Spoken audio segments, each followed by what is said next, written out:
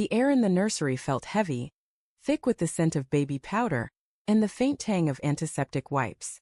I stood frozen, clutching the DNA test results, my fingers trembling as the paper crinkled under my grip. The words swam before my eyes. 99.9% probability of non-paternity. My son, our son, the one whose tiny hand I'd kissed an hour ago, wasn't mine. The room spun, pastel blue walls blurring into a sickening haze. My wife, Lila, was downstairs, humming softly as she folded laundry, oblivious to the bomb I held in my hands. Or was she? I'd always prided myself on being observant, the kind of man who noticed the smallest shifts in a room's mood. But this betrayal had slipped past me, a shadow moving in broad daylight. My chest tightened, a dull ache spreading like wildfire. How long had I been blind? I sank into the rocking chair, the creak of wood against the floorboards echoing like a heartbeat. The test wasn't supposed to mean anything. Just a formality, a precaution after my mother's cryptic warnings about Lila's late-night phone calls. She's hiding something. Mom had whispered over coffee last month, her eyes sharp with suspicion. I'd laughed it off, chalking it up to her overprotective streak. Now her words clawed at me, undeniable. The first hint came 6 months ago, though I didn't see it then. Lila had started staying up late, her phone glowing under the blanket as she typed furiously, claiming it was work emails. I believed her because I wanted to. Our marriage wasn't perfect, but it was ours, built on late-night talks, shared dreams of a family, and the kind of love that felt like coming home. When she got pregnant, I'd been over the moon, painting the nursery, assembling the crib, planning a future with our little boy. But there were moments, fleeting, easily dismissed, that nagged at me. The way she'd flinch when I touched her phone. The hushed conversations that stopped when I entered the room. The perfume she wore. A musky scent she'd never liked before. I forced myself to stand, the paper crumpling further in my fist. Downstairs, the clink of dishes and Lila's soft humming continued. A mockery of normalcy. I wanted to storm down, to scream, to demand answers, but my legs felt like lead. What if I was wrong? What if the test was a mistake? Doubt gnawed at me, a cruel companion to the anger simmering in my gut. I loved her. God, I still loved her even now with the truth staring me in the face. The thought made me sick. Not just the betrayal but my own weakness for wanting to believe her. I crept downstairs, each step deliberate, the hardwood cold against my bare feet. The living room was bathed in the golden glow of late afternoon, dust motes dancing in the sunlight streaming through the window. Lila sat cross-legged on the couch, folding tiny onesies, her dark hair falling over one shoulder. She looked so serene, so impossibly beautiful, that for a moment I doubted everything. Then she glanced up and her smile faltered. Just a flicker, but enough to twist the knife in my chest. "Hey, you okay?" she asked, her voice soft but laced with something I couldn't place. Concern? Guilt? I held up the paper, my hand shaking. "What's this, Lila?" My voice cracked, raw and unsteady. I hated how vulnerable I sounded.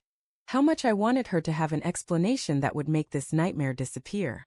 Her eyes widened and for a split second I saw it, panic, raw and unfiltered, before she masked it with confusion. "What are you talking about?" She stood, setting the onesie aside, her movements too careful, too controlled. "Don't," I said, my voice sharper now. "Don't lie to me. The DNA test. He's not mine." The words burned my throat, each one a shard of glass. "Whose is he, Lila? Who's the father?" Her face crumpled and she took a step back, her hands clutching the edge of the couch. "Mark, She stopped, her breath hitching. "It's not what you think." "Then what is it?" I shouted, the sound echoing in the quiet house. Upstairs the baby stirred, a soft whimper drifting down. My heart lurched, my son, or so I'd thought. "Tell me, because I'm standing here, trying to understand how the woman I love could do this to me." Tears welled in her eyes, but I couldn't tell if they were real or rehearsed. "It was a mistake," she whispered, her voice barely audible. "It happened once, Mark. Just once. I was lonely and you were always working and—" "Don't you dare blame me," I snapped, stepping closer. The room felt smaller, the air suffocating. "Who was it?" She shook her head, lips trembling. "It doesn't matter. I love you. I chose you. I want this family. Doesn't matter?" I laughed, a bitter, hollow sound. "It matters to me, Lila. It matters that you let another man. I couldn't finish the sentence, the image too vivid, too excruciating. My mind raced, piecing together the last year. The late nights, the new perfume, the way she'd pull away when I tried to hold her. How had I missed it? How had I let myself believe we were happy? It was your mother, she said suddenly, her voice breaking. She pushed me to do the test. She kept saying I was hiding something, that I wasn't good enough for you. She wanted proof, Mark. She wanted to tear us apart. I froze, the words hitting like a punch. My mother?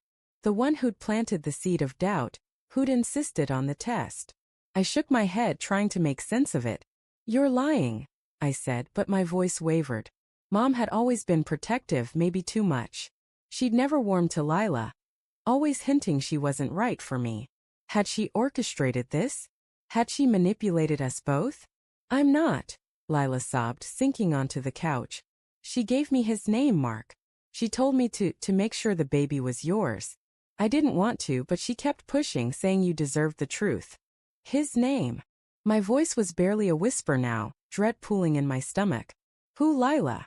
She looked away, her hands twisting in her lap. James, she said finally, the name a knife to my heart.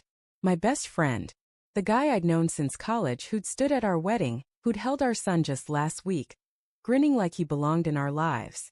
The room tilted. I stumbled back, gripping the wall for support. James. My mother. Lila. The betrayal wasn't just one thread. It was a web, tangled and suffocating, pulling me under. I wanted to scream, to break something, but all I could do was stare at her. The woman I'd built my world around, now a stranger. I'm sorry, she whispered, reaching for me. I flinched, her touch burning like acid. I love you, Mark. I love our son. We can fix this. But I was already gone, retreating into myself, the paper still clutched in my hand. The truth wasn't just in the test. It was in the cracks of our life, the lies I'd ignored, the trust I'd given too freely. And as I stood there, the nursery's lullaby drifting faintly from upstairs, I realized the real betrayal wasn't just Lila's affair or my mother's scheming.